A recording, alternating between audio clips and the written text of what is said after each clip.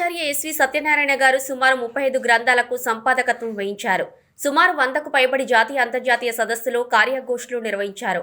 Minor ప్రాజెక్టులు, major ప్రాజెక్టులు, అదేవిధంగా పరిశోధనకు పర్యవేక్షణ బాధ్యతలను నిర్వహించారు. వారి సాహితీ సేవలను గౌరవిస్తూ శుంకర సాహిత్య పురస్కారం, తెలుగు విశ్వవిద్యాలయం పురస్కారం, united children's movement New Delhi award, Vemulapalli Srikrishna స్మారక పురస్కారం, బొల్లిముత శివరామకృష్ణయ్య సాహిత్య పురస్కారం, ఆమంచి సోమసుందర్ విమర్శన పురస్కారం, దాశరథి సాహిత్య పురస్కారం, ఆంధ్రప్రదేశ్ అధికార సంఘం వారి రాష్ట్ర స్థాయి మాతృభాష పురస్కారం, ఉత్తమ అధ్యాపక పురస్కారం, జాషువా పురస్కారం, ఆచార్య దివాకర్ల వెంకటావధాని గారి పురస్కారం, కాళోజీ పురస్కారం, మగ్గం జాతీయ పురస్కారం వంటివి ఎన్నో పురస్కారాలు లభించాయి. రచనా వ్యాసంగాన్ని ఏనాడు విడవకుండా నిత్యం అధ్యయనం, ఉద్యమ స్ఫూర్తి కలిగి క్రమశిక్షణ విషయంలోనూ, విద్యా విషయంలోనూ ఏమాత్రం రాజీ లేకుండా విద్యార్థుల పక్షపాతై ఉత్తమ పరిశోధనను అందించాలనే తపనతో విలక్షణమైన విద్యార్థులను తీర్చిదిద్దిన ఆచార్య ఎస్వి సత్యనారాయణ 70 వసంతాల ప్రయాణంలో జరుపుకుంటున్న సప్తతి జన్మదిన శుభాభినందనలు. ఇంకెన్నో ఉన్నత శిఖరాలు అధిరోహించాలని, సాఫల్యత పొందాలని తెలుగు సాహిత్య లోకం కోరుకుంటుంది. ఆచార్య ఎస్వి సత్యనారాయణ 1954 ఆగస్టు 16వ తేదీన హైదరాబాద్ పాతనగరంలోని బాలాగంజ్లో జన్మించారు. తల్లి పేరు రాధాబాయి, తండ్రి పేరు విఠలరావు. 7 అన్నదమ్ములు, 5 అక్క చెల్లెలలో 5వ సంతానం. వారిది సమిష్టి కుటుంబం కావడం వలన చిన్ననాటి నుండి సామాజిక తత్వం అలవడింది. సమిష్టి తత్వం యొక్క మూలాలు బోధపడ్డాయి. పాతనగరంలోని లాల్ దర్వాజాలో గల వెంకట్రావు స్మారక ఉన్నత పాఠశాలలో ప్రాథమిక విద్య పూర్తి చేశారు. 1970లో హైస్కూల్ విద్య, ఎస్ఎస్సి పూర్తి చేసి నాంపల్లి ప్రభుత్వ బాలుర జూనియర్ కళాశాలలో ఇంటర్మీడియట్ సైన్స్ కోర్సుతో పూర్తి చేశారు. ప్రభుత్వ సిటీ కాలేజీలో బీఎస్సీ విద్యను పూర్తి చేసి తర్వాత ఉన్నత విద్య కోసం ఎల్ఐసి క్యారియర్ ఏజెంట్గా పనిచేస్తూ ఉస్మానియా సాయం కళాశాల బషీర్బాగ్ నుండి తెలుగులో ఎంఏ కోర్సు పూర్తి చేశారు. ప్రథమ శ్రేణిలో ఉత్తీర్ణత పొందారు. విద్య పూర్తి చేసిన తర్వాత 1979లో డాక్టర్ బిఆర్ అంబేద్కర్ కళాశాలలో జూనియర్ లెక్చరర్గా ఉద్యోగ జీవితం ప్రారంభం చేశారు. పరిశోధన, విమర్శ పట్ల మక్కువ కలిగి అధ్యయనం, అభ్యాసనం తీరని దాహంగా ఉస్మానియా విశ్వవిద్యాలయం తెలుగు శాఖ నుండి అబ్బుని రామకృష్ణరావు రచనలపై ఎంఫిల్ పూర్తి చేశారు. అంతటితో ఆగకుండా తెలుగులో ఉద్యమ గీతాలు అంశాన్ని తీసుకొని పీహెచ్డీ పూర్తి చేశారు. ఈ క్రమంలోనే ఎంఏ ఇంగ్లీష్ పూర్తి చేయడం, మద్రాస్ విశ్వవిద్యాలయం నుండి డిలిట్ పట్టాను పొందడం ఆచార్య ఎస్వి గారిని అకాడమిక్ సైడ్గా, రచనాపరంగానూ, ఆలోచన విధానంలో పరిపక్వతలోనూ పరిపూర్ణత వైపు నడిపింపజేశాయి. ఆచార్య ఎస్వి 1969 నాటి ప్రత్యేక తెలంగాణ ఉద్యమంలో కవిగా, రచయితగా సాహిత్యరంగ ప్రవేశం చేశారు. అనుముల శ్రీహరితో, జీవి జగదీశ్వర స్వామితో కలిసి రచనలు చేశారు. విప్లవ శంఖం అనే గేయవాహిని ప్రచురించారు. మానవత్వాన్ని రక్షించుకుందాం వారి తొలి కవిత విద్యుల్లత మాసపత్రికలో ప్రచురించబడింది. ఒక రకంగా ఆయన సాహిత్య జీవితాన్ని మలుపు తిప్పింది 1969 ఉద్యమమే. ఆ రోజులలో నవ్య సాహితీ అనే లిఖిత పత్రికను వెలువరించారు. 1970లో ఉషస్సు రచయితల సంఘాన్ని లిఖిత మాసపత్రికను వెలువరించారు. పాతనగరంలో వీరు చేస్తున్న సాహిత్య కృషికి గాను ఉషస్సు రచయితలు అనే గుర్తింపు లభించింది. అదే క్రమంలో 1971లో హైదరాబాద్ పాతనగర రచయితల సంఘాన్ని నెలకొల్పారు. చింతపట్ట సుదర్శన్ అధ్యక్షుడిగా, ఆచార్య ఎస్వి సత్యనారాయణ ప్రధాన కార్యదర్శిగా పలు సాహిత్య కార్యక్రమాలు నిర్వహించారు. పువ్వు పుట్టగానే పరిమళించనున్న విధంగా ఆనాటికి యువకులుగా పాతనగరంలో చేస్తున్న సాహిత్య సేవలను గుర్తించి 1972లో పాతనగర రచయితలకు అభ్యుదయ రచయితల సంఘంతో పరిచయ సాన్నిహిత్యాలు బలపడ్డాయి. 1972 ఆంధ్ర సారస్వత పరిషత్ హాల్లో జరిగిన అరసం వేదికపై మండుతున్న కవిత శీర్షికపై ప్రసంగించి పాత్ర సమర్పణ చేయడం సాహితీవేత్తలను ఆకట్టుకుంది. దాశరథి రంగాచార్య నవల సాహిత్యంపై, పరిమళ సోమేశ్వర్ కథా సాహిత్యంపై ఉపన్యాసించారు. వామపక్ష భావాజాలంతో ఉద్యమంలో పాల్గొంటూనే మరొక వైపు ఉద్యోగ జీవితంలో అంచెలంచెలుగా ఎదిగారు. రాజకీయ ఖైదీల విడుదల కోసం జరిపిన పోరాటం ఎస్వి సత్యనారాయణ గారు క్రియాశీలంగా పాల్గొంటారు. వారి కోసం రచనలు చేశారు. జైలు నుండి విడుదలైన తర్వాత ఖైదీలను ఉద్దేశించి వేదికలపై గానం చేశారు. సామ్రాజ్యవాదాన్ని, పెట్టుబడిదారితనాన్ని వ్యతిరేకిస్తూ, ప్రపంచ యుద్ధ దాహాన్ని నిరసిస్తూ యుద్ధం జరుగుతూనే ఉంది. 1992లో కవితా సంపుటిని వెలువరించారు. ఆయన ఉస్మానియా విశ్వవిద్యాలయం ప్రొఫెసర్గా, తెలుగు శాఖ అధ్యక్షులుగా, బోర్డ్ ఆఫ్ స్టడీస్గా, తెలుగు విశ్వవిద్యాలయం వైస్ ఛాన్సలర్గా ఉన్నత పదవులను నిర్వహించారు.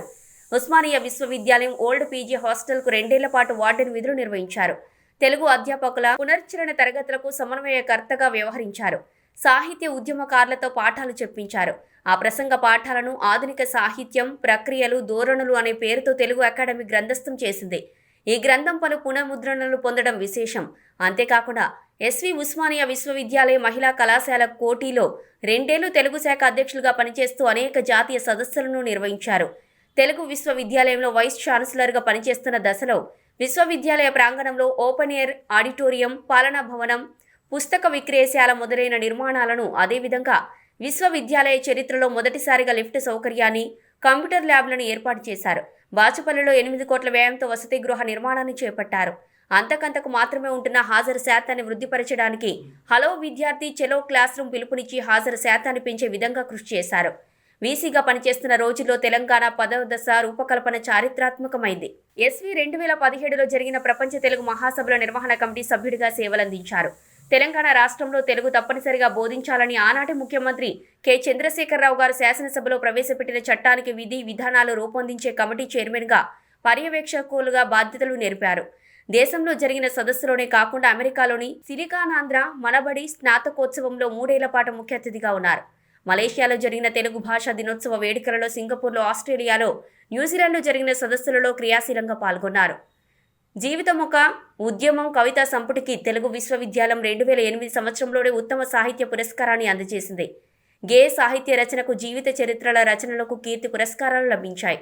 ఆయన రాసిన జీవితం ఒక ఉద్యమం కవితా సంపుటిని డాక్టర్ శ్యామ్ సుందర్ జీవన్ ఏక్ సంఘర్ష్ అనే పేరుతో హిందీలోకి అనువాదించారు. లైఫ్ ఈజ్ ఏ మూమెంట్ పేరుతో శ్రీమతి స్వాతి శ్రీపాద ఆంగ్లంలోకి అనువాదించారు. పరిశోధక విద్యార్థులను వెనుతట్టి ప్రోత్సహించారు. తెలంగాణలో కవిత్వమే లేదు, కథనే లేదు, రచయితలు లేరు అనే ఆధారరహిత నిందాపూర్వక వ్యాఖ్యానాలను జవాబుగా మలిదశ తెలంగాణ ఉద్యమం జరుగుతున్న సందర్భంగా తెలంగాణ ప్రాంతం యొక్క సాహిత్య ఔన్నత్యాన్ని తెలిపే విధంగా పరిశోధనలు ఉండాలని అస్తిత్వ ఆరాటంతో పరిశోధనను ప్రోత్సహించారు. ఆ విధంగా 20వ శతాబ్దం మెదక్ జిల్లా రచయితల సాహిత్యం వివిధ ధోరణుల వంటి అస్తిత్వ అంశాన్ని పరిశోధనకు సూచించి పర్యవేక్షించారు. అస్తిత్వ ఉద్యమం జరుగుతున్న 2009లోనే తొలి అస్తిత్వ పరిశోధనకు పర్యవేక్షకుడిగా వ్యవహరించారు. అంతే నిబద్ధతతో మలిదశ ఉద్యమంలో గాయపడిన ఉస్మానియా విశ్వవిద్యాలయం విద్యార్థుల పక్షం నిలబడ్డారు. ఉద్యమ భావోద్వేగాల సమయంలో పక్కదారిన పట్టకుండా వారికి తగు జాగ్రత్తలు, సూచనలు చెబుతూ విషయ జ్ఞానాన్ని అందిస్తూ పలు సమావేశాలలో ప్రసంగించారు. తర్వాతి రోజులలో అభ్యుదయ రచయితల సంఘం ఆల్ ఇండియా ప్రధాన కార్యదర్శిగా బాధ్యతలు స్వీకరించే క్రమానికి తొలిమెట్టుగా ఆ రోజులలో అరసం నగర సమితి సభ్యుడిగా ఎన్నుకోబడి సేవలందించారు. 1973లో అరసం రాష్ట్ర సమితి సభ్యుడిగా ఎన్నికయ్యారు. 1989లో రాష్ట్ర కార్యవర్గ సభ్యుడిగా ఎన్నికయ్యారు. 1992లో గుంటూరులో జరిగిన అరసం రాష్ట్ర సభలలో రాష్ట్ర ప్రధాన కార్యదర్శిగా ఎన్నికయ్యారు. 1994లో అధ్యక్షుడిగా, 1999లో చండీగఢ్లో జరిగిన అఖిల భారత అభ్యుదయ రచయితల సంఘ మహాసభలలో జాతీయ ప్రధాన కార్యదర్శిగా అత్యున్నత బాధ్యతలు చేపట్టారు. ప్రజల కొరకు రచనలు చేస్తున్న దశలోనే 1974 నుండి ప్రజానాట్య మండలి వంటి సాహిత్య సాంస్కృతిక సంస్థలతో సంబంధాలు ఏర్పడ్డాయి. ఎదుగుతున్న దశలోనే వివిధ శిక్షణలతో పాటు శిబిరాలలో, కార్యశాలల్లో పాల్గొని శిక్షణను, క్రమశిక్షణను అలవర్చుకున్నారు. విద్యార్థి దశ నుండే సాంస్కృతిక కార్యక్రమాలలో విరివిగా పాల్గొనే అభిలాష, అనుభవాలున్నందున రేడియో నాటికలు రాశారు. వాటిలో ఆశయాలకు వారధి, తెగని గొలుసులు, ఎడారిలో గులాబీలు మొదలైనవి రేడియోలో ప్రసారమయ్యాయి. ఎస్వి రచన చమత్కారం నాటకం, సమాధి అనే నాటకం రవీంద్ర భారతిలో ప్రదర్శించబడ్డాయి.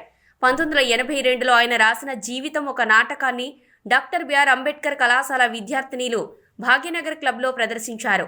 నాటకాలు మాత్రమే కాదు, కళాజీవి వంటి ఏకాభి పాత్రాభినయాలు, కొత్త కాపురం వంటి నృత్య రూపకాలు ఎన్నో రచించారు. ఈ నృత్య రూపకం హైదరాబాద్ దూరదర్శన్ ద్వారా ప్రసారమైంది. 1982లో అప్పటి ముఖ్యమంత్రిని అధిపేక్షిస్తూ అభినవ భస్మాసుర దృశ్య రూపకం రాశారు. అలాంటి నృత్య రూపకం మరొకటి నా భూమిని దొంగలు ఎత్తుకెళ్లారు అనేది. గుంటూరులోని నాగార్జున విశ్వవిద్యాలయం వారి కోసం తెలుగు సంస్కృతిపై మరొక నృత్య రూపకం రాశారు. ప్రజానాట్య మండలి ద్వారా ఈ రూపకాలు పలుచోట్ల ప్రదర్శించబడ్డాయి కూడా. కార్మిక చైతన్యం కలిగి మేడే అనే నృత్య రూపకాన్ని రాశారు. సారాంశం అనే నాటకాన్ని రాశారు. లలిత గీతాల రచన మాత్రమే కాకుండా, ఒక నాటక రచయితగా మాత్రమే కాకుండా బహుముఖ ప్రజ్ఞాశాలి అయిన ఆచార్య ఎస్వి సత్యనారాయణ సినీ గేయ రచయిత కూడా. ఆయన 1982లో రాసిన అంబరావే జగదాంబరావే అనే గీతాన్ని మాదాల రంగారావు ప్రజాశక్తి చలనచిత్రంలో చేర్చారు. దాసరి నారాయణరావు గారి చలనచిత్రం పిచ్చోడి చేతిలో రాయి కోసం పాటలు, పద్యాలు రాశారు. ఈటీవీ వారు నిర్వహించిన మార్గదర్శి కోసం కాశ్మీరీ భాష సాహిత్యాల ప్రతీక రెహమాన్ రాహి, యథార్థ జీవిత యథార్థ రచయిత్రి ఇందిరా గోస్వామి, ఒరియా సాహిత్య పతాక సీతాకాంత్ మహాపాత్ర స్క్రిప్టులు రాశారు. ఆచార్య ఎస్వి సత్యనారాయణ గొప్ప వక్త, సామాజిక, ఆర్థిక, రాజకీయ, సాంస్కృతిక ఉద్యమ చైతన్యాన్ని కలిగి ఉండి తెలుగు సాహిత్యంలో అనర్గళంగా ఉపన్యసించే వాగ్దాటి కలవారు. కవిత్వాన్ని బాగా సాధన చేసిన కవిగా లలిత గీతా రచనలోనూ ఎస్వి ప్రయోజనాన్ని చేకూర్చే గీతాలు రాశారు. 1978లో సరిగమలో లలిత గీతాల సంపుటి తొలి పుస్తకాన్ని ఆవిష్కరించారు.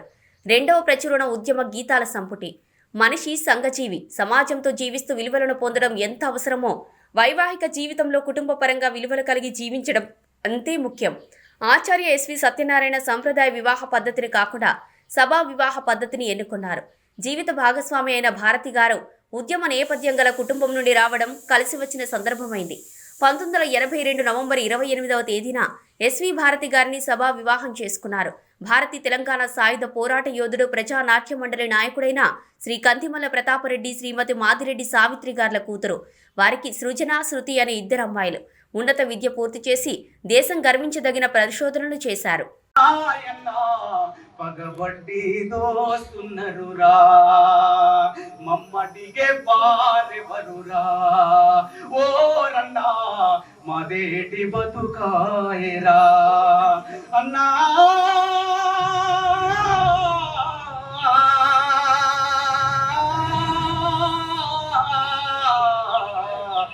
మమ్మడిగే వారెవరురా మాయన్నా మాదేటి బతుకాయరా చేస్తున్నారు ఎక్క తక్కువమని ఇందు కాల పెడుతున్నారు పల్లెల్లో పట్నాల్లో పొలల్లో చేస్తున్నారు ఎక్క తక్కువమని ఇల్లు కాల పెడుతున్నారు ఆడబిడ్డలాగుండి అవి తమాష చూస్తున్నారు పానాలు మానాలు రావో. ఎందరో వారికి శుభాకాంక్షలు తెలియజేశారు. ప్రత్యక్షంగా శుభాశీస్సులు అందించేందుకు వెంచేసిన పెద్దలు కె నారాయణ గారు వారిని సవినయంగా వేదిక ఆహ్వానిస్తుంది. సిపిఐ జాతీయ కార్యదర్శి. అది సభ ఆరంభం కానుంది. ఈ సభలో వేదిక ఎంత చిక్కగా ఉండబోతుందో ఆడిటోరియం కూడా అంతే చక్కగా ఉంది. కాబట్టి ఉన్న పెద్దలందరికీ నిర్వాహకుల పక్షాన పేరు పేరున ముందుగా నమస్సులు, ధన్యవాదాలు, స్వాగతం తెలియజేస్తూ సభకు అధ్యక్షత వహించే కార్యక్రమాన్ని నిర్వహించేందుకు ఆచార్య అలేఖ్య పుంజాల గారిని సవినంగా ఆహ్వానిస్తుంది వేదిక. తెలంగాణ రాష్ట్ర సంగీత నాటక అకాడమీ చైర్పర్సన్ గా ఎస్వి ఒక అతిథిని పిలిచారు అంటే అందులో ఉండే ఆత్మీయ బంధం ఏమిటో మనం అర్థం చేసుకోవాలి అని వారి హృదయం చెబుతోంది. వైస్ ఛాన్సలర్ గా ఆచార్య ఎస్వి సత్యనారాయణ గారు ఉన్న రోజుల్లో అలేఖ్య మేడం రిజిస్ట్రార్ గా దేవేంద్ర గారు వారిని సత్కరిస్తున్నారు. స్వాగత సత్కారం అది. తెలుగు విశ్వవిద్యాలయానికి తొలి మహిళా రిజిస్ట్రార్ ఆచార్య అలేఖ్య గారు. వారి సారథ్యంలో జాతీయ స్థాయి నృత్యోత్సవాలు, సంగీతోత్సవాలు, జానపద ఉత్సవాలు, బాచుపల్లిలో 8 కోట్ల రూపాయల వ్యయంతో విద్యార్థుల వసతి గృహం, ప్రాంగణ రంగస్థలం నాంపల్లిలో, అలాగే పరిపాలనా భవనం, ఇలాంటి నిర్మాణాత్మక కార్యక్రమాలు వారు వీసీగా, వీరు రిజిస్ట్రార్గా చేపట్టామని గుర్తు చేసుకుంటూ, మరి విశ్వవిద్యాలయ స్నాతకోత్సవం, న్యాక్ గుర్తింపు, ప్రపంచ తెలుగు మహాసభల నిర్వహణ, ఏక్ భారత్ శ్రేష్ఠ భారత్, బతుకమ్మ చీరల పంపిణీ లాంటి చలనశీల కార్యక్రమాలు వీరి ఆధ్వర్యంలో జరిగాయి. అందుకే ఇటు విశ్వవిద్యాలయ పాలనా పరంగా, అటు సంగీత, సాహిత్య, నృత్య కళాంశాల పరంగా ఉన్న బంధంతో వారు తెలంగాణ జ్యుడిషియల్ అకాడమీ సంచాలకులుగా బాధ్యతలు నిర్వహిస్తున్న పెద్దలు డాక్టర్ జింబో గారు, కథకులుగా, కవిగా, మరి వేములవాడ పల్లెతనాన్ని, అక్కడి కర్షకులు, కార్మికుల గుండె లోతుల్ని ఒక మనసెరిగిన మనిషిగా తట్టి చూసిన వారు. జింబో గారి గురించి ఆచార్య ఎస్వి గారు ఏమంటారంటే, దాదాపు 3 దశాబ్దాలకు పైగా అనుబంధం ఉంది వారితో. నాకు ఎన్నో సాహిత్య గోష్ఠుల్లో, కవి సమ్మేళనాల్లో ఇరువురు కలిసి పాల్గొన్నాం. విశాలాంధ్ర దినపత్రికకు 6 ఏళ్ల పాటు సాహిత్యానుబంధ బాధ్యతలు నిర్వహించిన రోజుల్లో ఎస్వి గారికి డాక్టర్ జింబో గారు సహకారం ఎంతో గొప్పది అని చెప్పారు. ప్రపంచీకరణ దుష్పరిణామాల పట్ల, ముఖ్యంగా దెబ్బతింటున్న మానవ సంబంధాల పట్ల, లుప్తమైపోతున్న మానవ విలువల పట్ల ఎస్వి, జింబో ఈ 2 గుండెలు ఎంతో ఆందోళనతో, ఆవేదనతో, ఆర్ద్రతతో సాహిత్య అభివ్యక్తిగా సారూప్యంతో సాగిన మైత్రి. ఉత్తమ మానవ సమాజ నిర్మాణం వీరి ఆకాంక్ష. తెలంగాణ జ్యుడిషియల్ అకాడమీలో జరిగే న్యాయమూర్తుల శిక్షణ తరగతుల్లో సాహిత్యాంశాల్ని బోధించేందుకు ఎస్వి గారిని జింబో గారు ఆహ్వానిస్తూ ఉంటారు. మనసున్న కవిగా, మనిషిని ప్రేమించే రచయితగా జింబో గారిని ఎస్వి ఎంతో అభిమానిస్తారు. వారు నేటి ఆత్మీయ అతిథుల్లో ఒకరు. సాహిత్యం, సృజనశీలత ఒకెత్తైతే ఒక న్యాయమూర్తిగా వారి కళ్ళ ముందు సమాజంలోని సున్నితమైన అంశాలు, సంక్లిష్టమైన అంశాలు ఎన్నో ఆవిష్కృతం అవుతుంటాయి. కాబట్టి వారి కళల్లో ఆ పదును సహజంగా ఉండే పదనతో కలిసిపోతుంది. అలాంటి జింబో గారికి స్వాగతం పలుకుతూ, సినిమాల్లో ఒక్కోసారి 3 నిమిషాల పాట 3 గంటల సినిమా కథంతో చెబుతుంది. అలాగే ఒక 3 అంగుళాల కార్టూన్ 365 రోజుల రాజకీయ, సామాజిక సంఘర్షణను తెలియజేస్తుంది. అలా కార్టూన్లకి ఒక కొత్త ఊపును ఇచ్చి కార్టూన్ అన్న 3 అక్షరాలకి సినానిమ్గా మారిన శ్రీధర్ గారు వారి గారికి ఆహ్వానిస్తుంది. ఎస్వి గారితో దాదాపు 5 దశాబ్దాల అనుబంధం, 50 సాల్ కా దోస్తానా. సపోర్ట్ పడతారేమో. ఈ ఇద్దరు బాల్య మిత్రులు. అభ్యుదయ రచయితల సంఘంలో కూడా ఇద్దరు కలిసి పనిచేశారు. శ్రీధర్కి ఎస్వి కుటుంబంతో కూడా ప్రగాఢ అనుబంధం ఉంది. వారి అభిమానాన్ని, ప్రేమను చొరుగున్న ఆత్మీయ మిత్రుల్లో శ్రీధర్ గారు ఒకరు. హైదరాబాద్ పాత నగరాన్ని ఈ మధ్య అసలు నగరం అంటున్నాం కాబట్టి అసలు హైదరాబాద్లో వీరి బాల్యం గడిచింది. మరి శ్రీధర్ గారి కుటుంబానికి, ఎస్వి గారి కుటుంబానికి, అన్నదమ్ములకు, దంపతులకు ఉన్న ఆ సన్నిహిత సంబంధం వారిని ఈరోజు ఆత్మీయ అతిథిగా ఆహ్వానించింది. వారికి స్వాగతం పలుకుతుంది వేదిక. మనకు తెలుసు, హైదరాబాద్ రూపురేఖల్ని మార్చిన 2 లోహరేఖలు, అవే మెట్రో లైన్లు. మెట్రో ఏ దశల్లో ఎలాంటి పరిణామాల వల్ల ఎలాంటి మలుపులు తిరిగిందో మనకు తెలుసు. అలాంటి సంక్లిష్టమైన సమయంలో తమ సీనియర్ సివిల్ సర్వెంట్గా, సీనియర్ అధికారిగా తమ మేధను మధించి ఆయా కాలంలో ఉన్న పాలకుల పాలసీల్లో కూడా ప్రజల్ని దృష్టిలో పెట్టుకుని మార్పులు తీసుకొచ్చి మరి కేవలం మెట్రో ఎండిగానే కాదు, ఒక సాహిత్యవేత్తగా, సంగీత సాంస్కృతిక రంగాల పట్ల ఎంతో అనురక్తి ఉండి కవితా రూపంలో అభివృద్ధి చేసిన సాహిత్యకారుడిగా ఈరోజు ఎస్వి గారు ఆత్మీయంగా ఆహ్వానించుకున్నారు. డాక్టర్ ఎన్విఎస్ రెడ్డి గారిని వారిని వేదికపై సవినంగా ఆహ్వానిస్తున్నారు.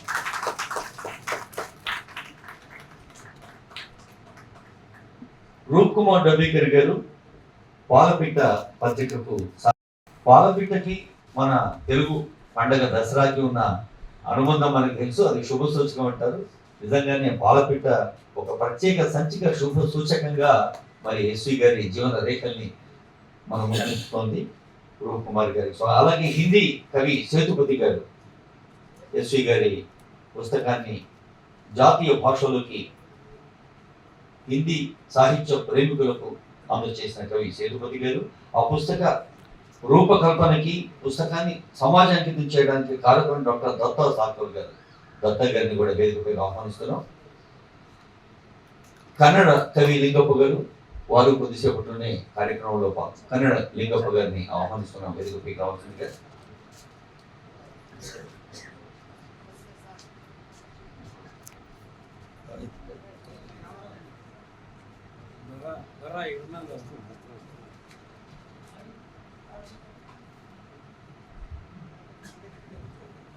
వేయించేసిన అతిథులందరికీ నిర్వాహక సంస్థ తెలంగాణ అభ్యుదయ రచయితల సంఘం పక్షాన ఎస్వి స్నేహితులు, శిష్యులు,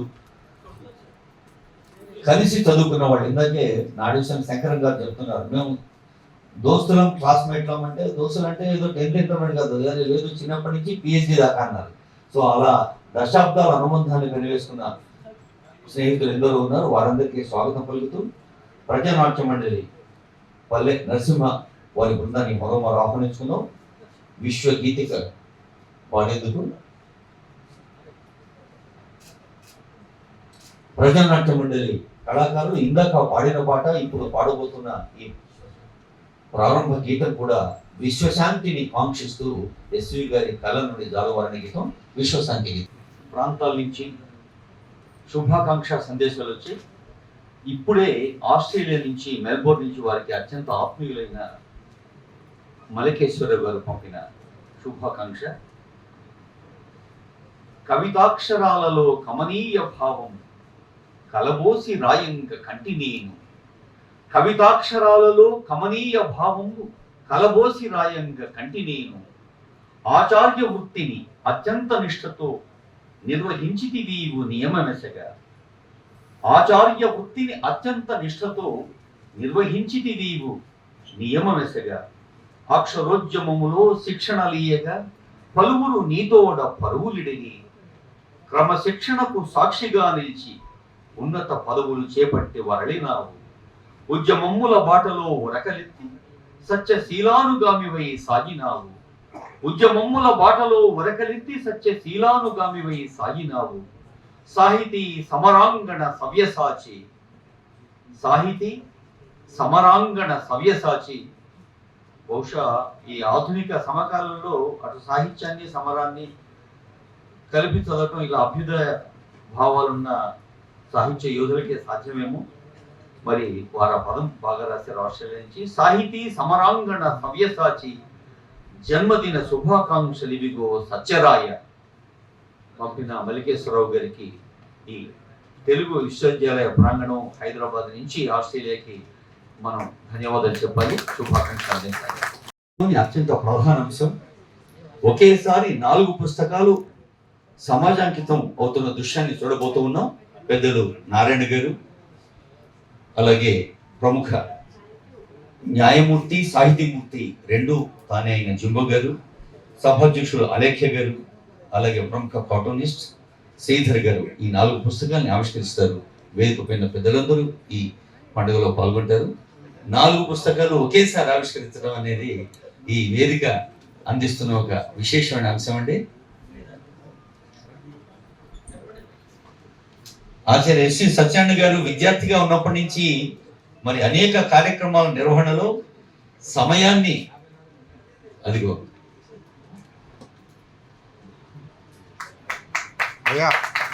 ఈ ఆవిష్కరణ సందర్భంలో ఆచార్య ఎస్వి గారి సాహిత్య ప్రయాణంలో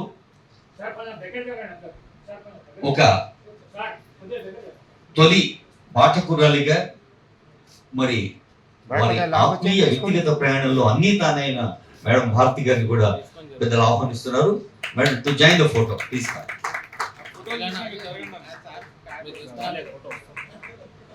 మేడం నారాయణ గారు కోపానికి వస్తున్నారు, ముందెందుకు రాలేదు మీరండి.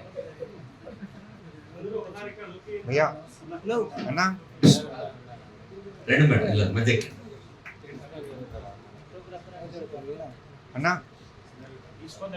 నేను తీసిస్తే Sachin Gari, daughter and son-in-law. You also join for the photo and later you can go back. Please join for. Yeah. Palle Narasimha channel, alage V Media channel live అందిస్తోంది. సత్యనారాయణ గారి చిన్న కూతురు అల్లుడు సార్ ఆస్ట్రేలియా నుంచి వచ్చారు ప్రత్యేకంగా ఈ సందర్భాన్ని. అందుకని వాళ్ళ పెద్దమ్మాయి అల్లుడు కూడా ఈ కార్యక్రమంలో పాల్గొంటున్నారు లైవ్ చూస్తూ ఆస్ట్రేలియా నుంచి.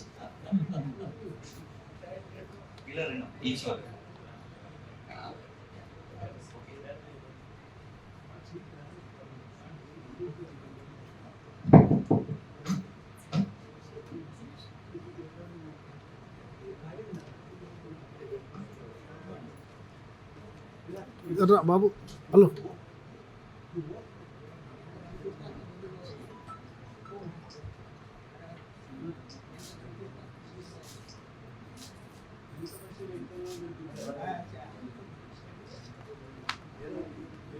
తెలంగాణ అభ్యుదయ రచయితల సంఘం వారు ఒక రిక్వెస్ట్ చేస్తున్నారు.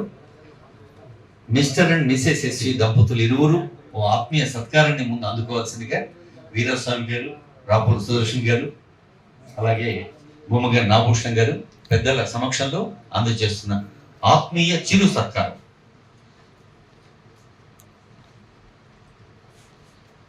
డాక్టర్ రాపూర్ సుదర్శన్ గారు సాహిత్య రంగంలో అత్యంత ప్రశస్తమైన కృషి చేసిన వ్యక్తిగా మనందరికీ తెలుసు. శ్రీశ్రీ సాహిత్యం మీద ఎంఫిల్, పిహెచ్డి, ఓయి నుంచి చేశారు. హైదరాబాద్ కవుల సాహిత్య కృషి మీద సిద్ధాంత గ్రంథాన్ని రూపొందించి డీలిట్ కోసం కూడా ప్రత్యేకంగా వరపురం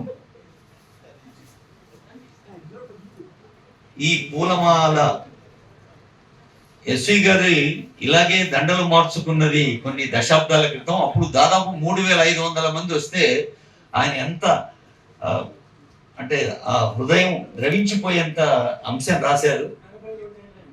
42 ఏళ్ల క్రితం 3500 మంది వస్తే, అంటే అప్పటి పరిస్థితిలో మనం వాళ్ళకి సరైన ఆహారం అందరికి కేవలం స్వీట్ ప్యాకెట్ ఇచ్చామని కూడా చెప్పారు ఆ సందర్భంలో. ఇది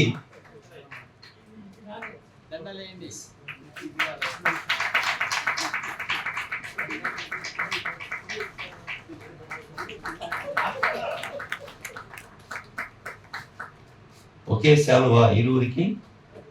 కళాకారులకి నా హృదయపూర్వక అభినందనలు. Because set the place. ఈ ప్రోగ్రామ్కి ఒక చక్కటి ఆరంభాన్ని వాళ్ళు మనకు అందించారు. ఈనాటి ఉత్సవానికి అంటే మనం సెలబ్రేట్ చేసుకుంటున్నాం. ఆ ఉత్సవానికి పెద్దలు వచ్చేసినటువంటి వారు నారాయణ గారు, శ్రీ జింబో గారు, ఎన్విఎస్ రెడ్డి గారు, శ్రీధర్ గారు, మిగతా పెద్దలందరూ పేరు పేరున వారికి విచ్చేసిన మీ అందరికీ కూడా నా నమస్కారం. ఈరోజు మా కుటుంబానికి ఒక పెద్ద ఉత్సవమే. మేము మా ఎస్వి గారి 70వ జన్మదినోత్సవం జరుపుకుంటున్నాం. అందులో అందరూ కూడా పాలు పంచుకుంటున్నందుకు మీ అందరికీ హృదయపూర్వక ధన్యవాదాలు. వారు నాకు చాలా కాలంగా, అంటే ఒక యూనివర్సిటీ ప్రొఫెసర్గా పరిచయం అయి, ఆ తర్వాత వారు మా యూనివర్సిటీకి వైస్ ఛాన్సలర్గా రావటం నా అదృష్టం. వారి టర్మ్లో నేను ఒక రిజిస్ట్రార్ అవ్వటం అది ఇంకో అదృష్టం. ఎందుకంటే కలిసి పనిచేసే అవకాశం దొరికింది. ఒక మంచి మనిషితో పాటు మంచి పనులు చేసే ఒక అవకాశం దొరికిందని నేను ఎప్పుడూ అనుకుంటాను. మీ అందరికీ ఒక ప్రొఫెసర్గా, ఒక రచయితగా అందరికీ బాగా తెలుసు. దాని గురించి నేను పెద్దగా చెప్పలేను, చెప్పాల్సిన అవసరం లేదనుకుంటాను. వారు చేసినటువంటి రచనలు, వారి సుదీర్ఘమైనటువంటి ప్రయాణంలో ఎన్నో రచనలు చేశారు. వైవిధ్యమైనటువంటి రచనలు మీ అందరికీ తెలిసింది. కానీ నాకు దగ్గరగా పరిచయమైనటువంటి వ్యక్తిగా is a different person. Different ఎందుకు అంటున్నాను అంటే, అటు ఒక కవిగా, ఒక రచయితగా ప్యారలల్గా పనిచేసుకునేవారు. తర్వాత ఒక వైస్ ఛాన్సలర్గా ఏం చెయ్యాలో, ఎలా చెయ్యాలో అది ఎప్పుడు కూడా అవుట్ ఆఫ్ ఫోకస్ కాకుండా మమ్మల్ని అందరినీ కూడా నడిపించారు. మెయిన్ ఒక పాయింట్ ఏంటంటే, మనం ఏదన్నా మంచి చేయగలుగుతామా, can we be of help to others అంటే రూల్ ఉంటుంది. రూల్ ప్రకారం ఎలా చేయాలి అన్నది ఒక డిస్కషన్.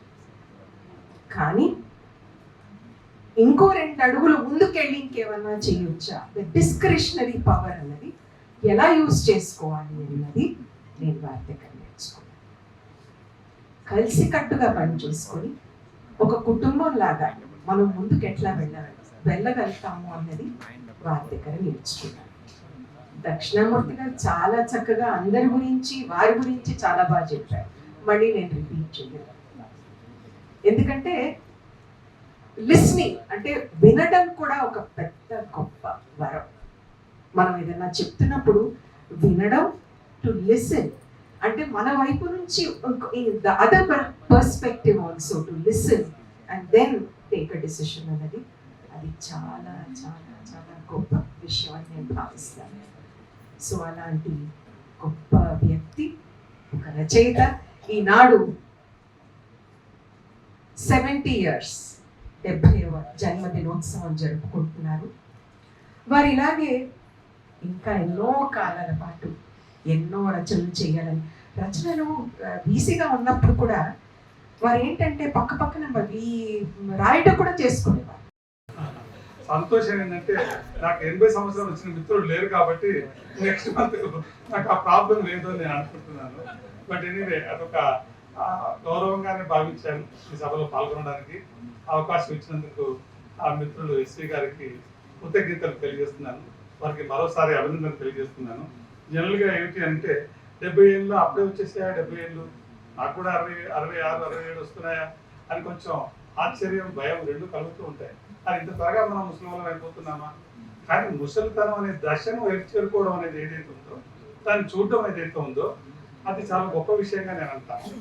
చాలా మంది ఆ దశకు రాకుండానే చనిపోతూ ఉంటారు. కానీ అట్లీస్ట్ ఇప్పుడున్నటువంటి ఇక్కడ ఏజ్ ఎవరైతే ఉన్నారో వాళ్ళందరూ కూడా కవి రచయిత అనేవాడు ఎప్పుడు కూడా ముసలివాడు అని అతను అనుకోరు. అట్లాగే రాజకీయ నాయకులు కూడా వాళ్ళు కూడా ఎప్పుడు కూడా ముసలి వాళ్ళు అనుకోరు. ఇంకా 70 ఏళ్ళు దాటినా 80 ఏళ్ళు దాటినా ఏదో కొంత ప్రజాసేవ చేద్దామని అది ఇది అనుకుంటారు. రచయితలు కూడా అంతే, కథలు రాయాలి, కవిత్వం రాయాలి అనుకుంటారు. కాబట్టి రాజకీయ నాయకులకి, కళాకారులకి వాళ్ళకి ముసలితనం అనేది రాదు అని నేను అనుకుంటున్నాను. ఇది ఒకటి. రెండోది, ఎస్వి గారు చాలా పుస్తకాలు రాశారు, 23 పుస్తకాల వరకు రాశారు. 23 పుస్తకాల వరకు పరిశోధన కోసం వారు నేతృత్వం వహించారు. ఆ తర్వాత పరిశోధన కోసం సంపాదకత్వం వహించారు. అట్లాగే ఇంకా చాలా మందిని పరిశోధకులుగా చేశారు. వాళ్ళందరూ కూడా ఆయన చేసినటువంటి పరిశోధన చేసినటువంటి పుస్తకం కూడా చాలా ఉద్యమం, తెలుగులో ఉద్యమ గీతాలు అన్న అంశాన్ని ఎన్నుకున్నారు. క్వశ్చన్ ఇవన్నీ మాట్లాడచ్చో లేదో నాకు తెలియదు, కానీ ఎందుకంటే సమయం చాలా మంది ఉన్నారు. బట్ చివరిగా చాలా చేశారు. కానీ ఒక 2 పోయమ్స్ ఆయన చెప్పకుండా చెప్పాలని నేను అనుకున్నాను. జనరల్గా ఏంటంటే ఆయనను ఉద్యమకారునిగా లేకపోతే విమర్శకునిగా రకరకాలుగా చూస్తారు, మాట్లాడతారు. అధ్యాపకునిగా, తెలుగు యూనివర్సిటీ వైస్ ఛాన్సలర్గా ఇట్లా చెప్తారు. నేను మాత్రం ఆయన ఒక కవిగా మాత్రమే చూస్తుంటాను ఎక్కువగా. బహుశా నేను కవిని కావడం కూడా కారణం కావచ్చు. ఆయనలో కవిత్వం ఎక్కడైతే కనిపిస్తుందో దాన్ని చూడడానికి నేను ప్రయత్నం చేస్తూ ఉంటాను. అందులో ఆయన 2-3 పోయమ్స్ నాకు చాలా అంటే బాగా నచ్చిన పోయమ్స్, నేను తరచుగా కోట్ చేసే పోయమ్స్ 2 ఉన్నాయి. ఆ రెండింటి గురించి 2 మాటలు మాట్లాడి నేను వెళ్తాను. జనరల్గా చెరగని నెంబర్లు అంటారు మనం. మన మిత్రులందరి నెంబర్లు టెలిఫోన్లో ఉంటాయి. ఆ టెలిఫోన్లో ఉన్న తర్వాత వాళ్ళు చనిపోతారు. చనిపోయిన తర్వాత ఆ నెంబర్లు తొలగించాలంటే మనకు బాధ కలుగుతుంది, ఒక వేదన కూడా గురవుతాము. ఆ నెంబర్ డిలీట్ చేయకుండా అట్లాగే ఉంచేస్తాం.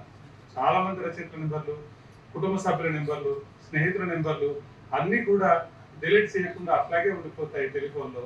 దాని గురించి కూడా నేను రాశాను, వారు రాశారు. నేను పిహెచ్డి చేశాను, వారు పిహెచ్డి చేశారు. 2 సామీప్యం ఉంది. నేను ఆయన చేసినటువంటి పిహెచ్డి కూడా సామాన్యమైన పిహెచ్డి కాదు, కష్టసాధ్యమైన పిహెచ్డి. నేను చేసిన పిహెచ్డి కూడా से लेकर अंतिम कविता तक किसान के बारे में कविताओं में जो उनकी पीड़ा है, समाज की जो पीड़ा है, उन्होंने कविता के माध्यम से अभिव्यक्त किए। मुझे यहाँ बुला के से सत्कार किया। इतना ही नहीं, मैं उनके बारे में, अगर आज उनका जन्मदिन है, आज 70 साल के होने के बाद भी उनके अंदर जो ऊर्जा है, हम सभी युवाओं के लिए, युवा कवियों के लिए, युवा लेखकों के लिए एक प्रेरणा स्थान है। मैं अंत में बस इतना कहना चाहता हूँ शुभकामनाओं के साथ। पता नहीं सर खुदा से क्या मांगा है आपने, पता नहीं खुदा से क्या मांगा है आपने। अगर मांगा हो एक तारा, तो मैं दुआ करता हूँ सारा आसमान मिल जाए आपको, सारा आसमान मिल जाए आपको। बहुत बहुत धन्यवाद। ముందర కూర్చున్న పెద్దలు, ఇంతమంది పెద్దల ముందు నేను మాట్లాడలేను. నేను కేవలం ఇక్కడ ఎస్వి గారికి 70వ జన్మదిన శుభాకాంక్షలు చెప్పడానికి మాత్రమే వచ్చాను. ఒక చిన్న విషయం చెప్పి నిష్క్రమిస్తాను. పుస్తకాలకు చాలా కష్టంగా ఉంది ఇక్కడ. పుస్తకాలు ఎవరైనా అచ్చేస్తే అమ్ముడుపోవడం చాలా కష్టంగా ఉంది. ఆ విషయం నవీన్కు బాగా తెలుసు, పుస్తకాలు వేస్తున్న వారికి తెలుసు, ఎస్వి సత్యనారాయణ గారికి తెలుసు. ఒకసారి ఈ మధ్య షికాగోలో ఒక లైబ్రరీకి వెళ్ళి నాజిమ్ హిక్మత్ పోయిటరీ కావాలని అడిగా. నాజిమ్ హిక్మత్ పోయిటరీ కావాలంటే అదేంటి అని అడిగారు, రాసుకున్నారు. మళ్ళీ నెక్స్ట్ వెళ్ళేసరికి నాకు ఆ పుస్తకం రెడీగా ఉంది. అదే లైబ్రరీలో ఒక ఆమె చుట్టూ పిల్లలను కూర్చోబెట్టుకొని పుస్తకాలను చదివిస్తుంది, చదివి కథలు చెప్తుంది. అట్లా పెంచుతూ వెళ్తున్నారు పఠనం అనేది. అట్లా వచ్చి ఈ పుస్తకాలన్నీ అమ్ముకునే దశలో అమ్ముకొని పుస్తకాలు వేసిన వారికి లాభాలు వచ్చే దశకు ఎప్పుడు చేరతామో చేరాలని ఆకాంక్షిస్తున్నాను. రెండో విషయం, ఆయన నాకు చాలా చిన్నప్పటి నుంచి తెలుసు. నేను 8వ తరగతిలో ఉన్నప్పుడు నేను మా బ్రదర్ కలిసి రణభీర్ అని ఒక పత్రిక తీసేవాళ్ళం. ఆ పత్రిక లైబ్రరీలో వేసేవాళ్ళం, లిఖిత పత్రిక. అప్పుడు ఎస్వి రామారావు, ఇంకొక ఆయన చింతపట్ల సుదర్శన్, రామారావు గారు ఇక్కడే ఉన్నారు, చింతపట్ల సుదర్శన్ గారు, ముగ్గురు వచ్చి కలిసి ఆ తర్వాత దాన్ని వేదికగా మార్చి పాత నగరం రచయితల సంఘం తరఫున తీసుకొచ్చాం. దాంట్లో కూడా కొన్ని బొమ్మలు వేసేవాడిని. అప్పటి శక్తి సామర్థ్యాలు మనకి 8వ 9వ తరగతి పిల్లవాడిని. అప్పుడు వాటి వెనుక ఉన్నది వీళ్ళే. తర్వాత ఆర్ట్ బుక్ వరల్డ్ అని ఒక అమెరికన్ హాస్య రచయిత, మనకు మొన్నటి దాకా ఒక 10 ఏళ్ల కింద దాకా హిందూలో వచ్చేది. ఆయన నువ్వు ఎట్లా హాస్యం రాస్తున్నావు అని అడిగితే, నేను పేదరికం ఏంటో చూశాను, చదువు సంధ్యలు లేకుండా ఆకలి కోసం తిండి కోసం ఎవరైతే తిరుగుతారో వాళ్ళు హాస్యం రాయగలరు, వాళ్ళు రచన చేయగలరు అని చెప్పారు. అట్లాగే ఎస్వి కూడా ఆ మనిషి అంటే ఏమిటి, పేదరికం అంటే ఏమిటి, ఇదంతా చూశారు. భాష పట్ల ఉన్న ప్రేమ,